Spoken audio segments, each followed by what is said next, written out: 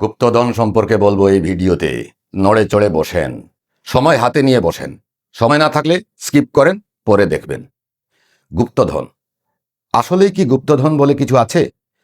মাটির নিচে খুঁড়ে গুপ্তধন বের করা সম্ভব? আবার গুপ্তধন কি আসলে জিনেরা পাহারা দেয়? এটি কি সত্যি? মাঝে মধ্যে আগুন দেখা যায়, সাপ দেখা যায়, এগুলো কি আসলে সত্যি? এই বিষয়ে আসল সত্যটি আজকে জানবো ইনশাল্লাহ। তবে আমি মুখস্থ বলতে পারবো না, লিখে এনেছি, লেখা দেখে দেখে পড়ব। আপনারা মন দিয়ে শুনবেন। আজ আমরা এমন একটি বিষয় নিয়ে কথা বলবো যা শত শত বছর ধরে মানুষের কৌতূহলের কেন্দ্রবিন্দু। গুপ্তধন।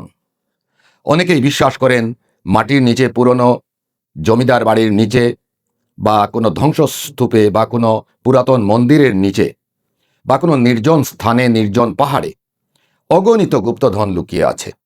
আবার অনেকে বলেন এসব গুপ্তধন জিন বা অদৃশ্য শক্তি পাহারা দেয়।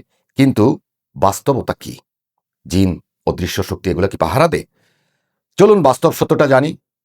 প্রথমেই বলতে হবে, ইতিহাসে গুপ্তধনের অস্তিত্ব সম্পূর্ণ অবাস্তব কিছু নয়। আসলে এটি একটি বিষয় যেটি আসলে কিছুটা সত্য। কেমনে সত্য? চলুন জেনে নেই। যুদ্ধ বা রাজনৈতিক অস্থিরতা বা ডাকাতির ভয়ে অনেক মানুষ তাদের স্বর্ণ, রৌপ্য বা মূল্যবান সম্পদ মাটির নিচে লুকিয়ে রাখত।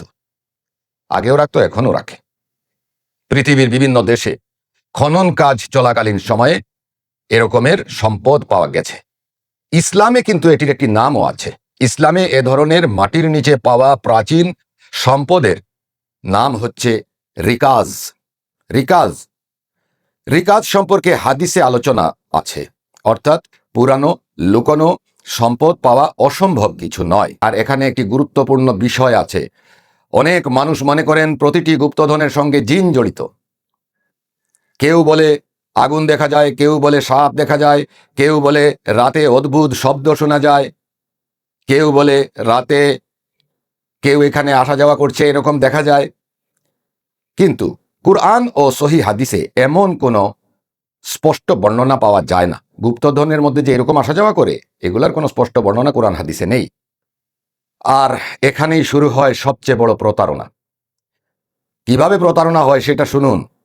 অনেক ভণ্ড কবিরাজ, তান্ত্রিক ও প্রতারক মানুষকে বলে তোমার বাড়ির নিচে গুপ্তধন আছে। জিন বলেছে এখানে স্বর্ণের কলসি আছে, বিশেষ আমল করলে ধন ওঠানো যাবে, বের করে দেওয়া যাবে। এরপর তারা লাখ লাখ টাকা হাতিয়ে নেয়। বাস্তবে অধিকাংশ ক্ষেত্রে এসব দাবির কোনো প্রমাণ পাওয়া যায় না। আজ পর্যন্ত কোনো কবিরাজ, কোনো তান্ত্রিক আপনার কাছ থেকে বা যার এরকমের আছে তাদের কাছ থেকে টাকা নিয়ে কোথাও যে কোনো গুপ্তধন উঠিয়ে দিয়েছে এমন কোনো নজির নেই। নেই। এগুলো সবই প্রতারণা, ধোঁকাবাজি। ইসলাম কি বলে?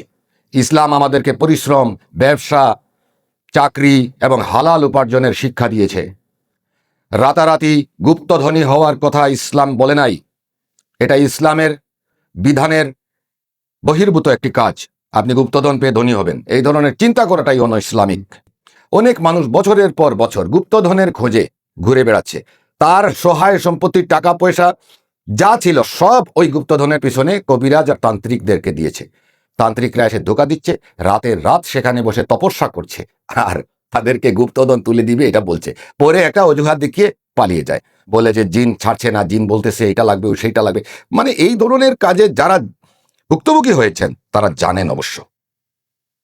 সবচেয়ে বড় কথা হচ্ছে গুপ্তধন আসলে অসত্য কিছু নয়।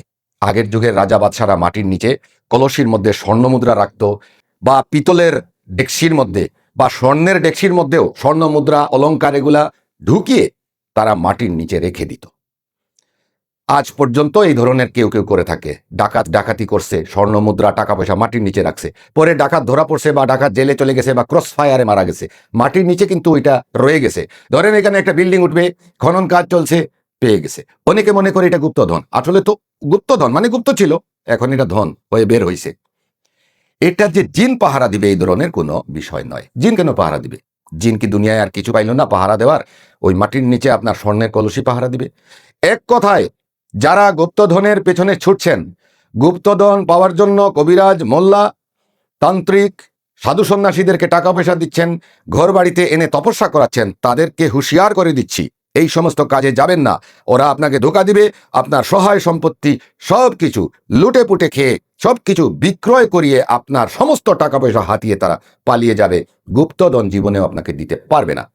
আপনার যদি ভাগ্য ভালো থাকে আর আপনি আপনার নিজের বাড়ির খনন কাজ করছেন ঘর বানানোর জন্য, হঠাৎ মাটির নিচে পেয়ে গেলেন একটা কলসি বা কিছু, তাহলেও আপনি কিন্তু সেটার মালিক হতে পারবেন না। তাৎক্ষণিকভাবে আপনি নিকটস্থ থানায় আপনি জানাতে হবে এবং সরকারিভাবে সেটি আপনি সুপর্দ করতে হবে সরকারের কাছে। এই সম্পদ আপনার নয়, এই সম্পদ সরকারের। বুঝতে পেরেছেন? আপনার মাটির নিচে গ্যাস থাকলে ওটা কি আপনার? কেরোসিন পাওয়া গেলে ওটা কি আপনার? স্বর্ণের খনি পাওয়া গেলে ওটা কি আপনার? না, আপনার নয়। এগুলা রাষ্ট্রীয় সম্পদ। আপনি যদি মাটির নিচে কলসিতে স্বর্ণ পেয়ে যান, সাথে সাথে নিকটস্থ থানায় আপনি জানাতে হবে, প্রশাসনকে জানাতে হবে যে আমি আমার ঘর বানানোর সময় এরকম পেয়েছি। এটা কি করা যায়? সাংবাদিক বৃন্দকে ডেকে এনে ভিডিও করিয়ে এটা আপনি হস্তান্তর করবেন সরকারের হাতে, যে দেশেই থাকেন সেই দেশের সরকারকে। এটাই নিয়ম। আপনি মেরে দিলেন আর গোপনে বিক্রি করতে গেলেন, ধরা পড়লে কিন্তু খবর আছে। অতএব গুপ্তধন বলতে আছে, তবে আপনি পাবেন না সেটা। আর মোল্লা আর তান্ত্রিক আপনাকে গুপ্তধন এনে দিবে। আরে বাপরে বাপ, যদি সে গুপ্তধন উঠাইতেই পারতো তাহলে আপনার ঘরে বসে আপনার কাছ থেকে টাকা নিয়ে আপনার গুপ্তধন তুলে আপনাকে দিত না। সে ওইটা উঠাইয়া সে নিজেই কোটি কোটি ডলারের মালিক হয়ে যেত। একটু ব্রেইন ব্যবহার করলেই বুঝতে পারবেন। সুতরাং এ সমস্ত পেছনে ঘুরবেন না। হালাল ইনকাম, হালাল রুজি, সৎ পথে চলেন, সৎ কাজ করেন, সত্য কথা বলেন, আল্লাহর উপরে বিশ্বাস রাখেন, আখিরাতে বিশ্বাস রাখেন, সৎ কাজ করেন, জান্নাতে যাবেন। এটা আল্লাহ বলেছেন। সবাই ভালো থাকুন, সুস্থ থাকুন। আল্লাহ হাফিজ।